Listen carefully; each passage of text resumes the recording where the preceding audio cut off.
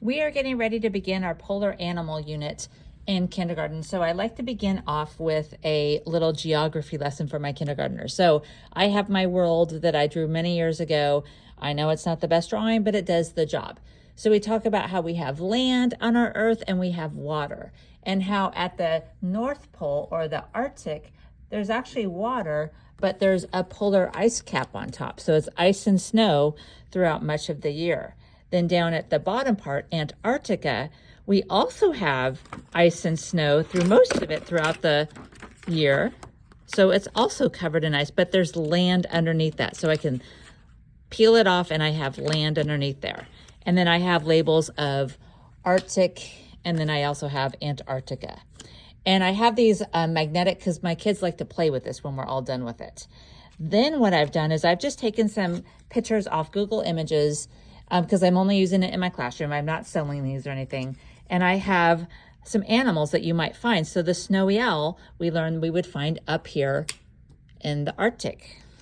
And then we have our narwhal, same thing, in the ocean waters up there. Then we have a seal, for example, we will find up here, but then I have another one that we also will find down here.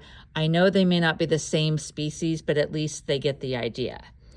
Then we also have a walrus we're gonna find up here. We have a Arctic fox we're gonna find up here. Where's my polar bear?